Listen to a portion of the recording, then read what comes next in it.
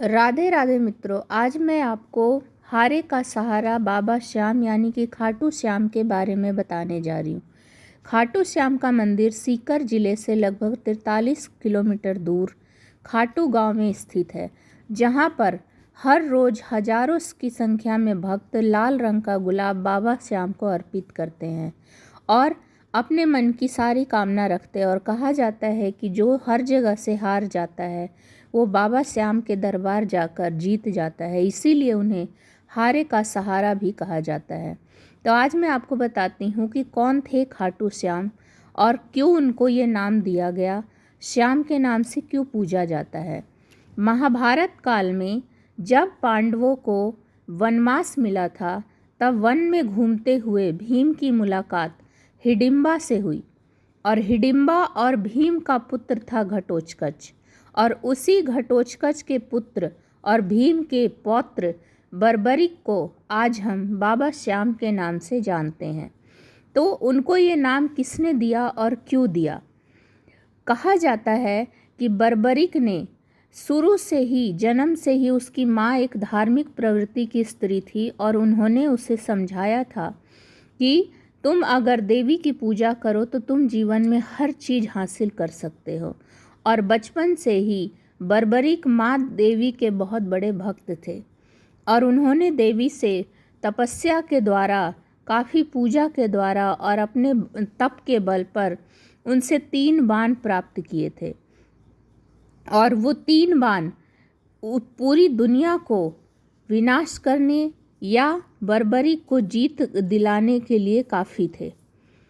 कहा जाता है कि वो 3 बाण इतने शक्तिशाली थे कि बर्बरिक को दुनिया में किसी भी युद्ध में हराया नहीं जा सकता था। इसीलिए जब कृष्ण को ये पता चला कि पांडव और कौरव के युद्ध में बर्बरिक भी हिस्सा लेने के लिए आ रहे हैं, तब भगवान कृष्ण चिंतित हो गए, क्योंकि वे बर्बरिक की शक्ति को जानते थे। वे देवी द्वारा दिए गए उस बाणों की शक्ति को जानते थे। वे जानते थे कि अगर बर्बरिक ने कौरवों के साथ मिलकर युद्ध लड़ लिया तो पांडवों की हार निश्चित है, और पांडवों की हार का मतलब है धर्म का नाश, धर्म की नाश और अधर्म यानी दुर्योधन की विजय। इसीलिए भगवान कृष्ण वेश बदलकर बाबा श्याम यानी कि बर्बरिक से मिलने के लिए महाभारत युद्ध मैदान से कुछ समय पहले ही उनको रास्ते में मिलते हैं और उन्हें रोक लेते हैं और उनसे बात करने लगते हैं। और बात करते करते वो पूछते हैं कि मैंने सुना है कि तुम्हारे पास 3 बाण हैं जिससे तुम पूरी दुनिया को जीत सकते हो। तब बर्बरिक ने कहा कि हाँ, ये सत्य है और मैं महाभारत का युद्ध लड़ने जा रहा हूँ और जो भी हारेगा मैं उसकी तरफ से लड़ूंगा। तब कृष्ण ने कहा कि इस तरीके से तो तुम अपनी ही बातों में फंस जाओगे। मान लो कौरव जीतते हैं तो तुम उनकी तरफ से लड़ोगे, फिर अगले दिन पांडव जीतते हैं तो तुम उनकी तरफ से लड़ोगे, और इस तरीके से दोनों ही कुलों का नाश हो जाएगा।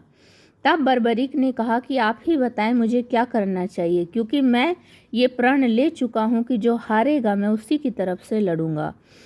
तब कृष्ण ने कहा मेरे पास अब सिर्फ एक उपाय बचा है। बर्बरिक ने कहा कि आप वो उपाय बताएं, और आप क्योंकि मेरे मार्गदर्शक है और मार्गदर्शक ही सबसे बड़ा गुरु होता है। तब कृष्ण ने कहा देखो, अगर तुम मुझे अपना गुरु कहते हो तो तुम्हें गुरु दक्षिणा भी देनी पड़ेगी। और कृष्ण ने चालाकी से हस्तिनापुर और पूरे दुनिया की रक्षा के लिए बर्बरिक से उनसे वचन ले लिया गुरु दक्षिणा के लिए, और गुरु दक्षिणा में कृष्ण ने बर्बरिक से उनका शीश मांग लिया। और बर्बरिक ने बिना किसी क्षण गंवाए, बिना किसी पल सोचे अपना सर काटकर कृष्ण को दे दिया। पर सर काटने से पहले बर्बरिक ने कहा कि प्रभु, ये दुनिया का सबसे बड़ा युद्ध लड़ा जा रहा है और मैं इस युद्ध में भाग तो नहीं ले सकता, पर मैं इसे अपनी आंखों से देखना चाहता हूँ।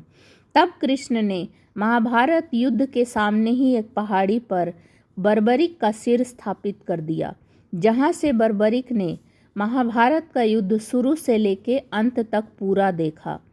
और कृष्ण की कृपा से तब तक उनके प्राण उनके सर में बसे रहे, इसीलिए मंदिर में उसी सर की प्राण प्रतिष्ठा की गई है। और उसी के आगे जो भी हार जाता है, जो भी हर तरीके से थक जाता है और सच्चे दिल से बाबा श्याम के शरण में जाकर मन्नत मांगता है, उसकी हर मनोकामना पूरी होती है। और कृष्ण ने उसी क्षण उनको ये वरदान दिया था कि तुमने अपना शीश काटकर मुझे गुरु दक्षिणा दी है, तो तुम हमेशा जीवित रहोगे और कलयुग में तुम्हें मेरे नाम से पूजा जाएगा। इसीलिए हम उन्हें श्याम बाबा के नाम से जानते हैं। जय श्री श्याम।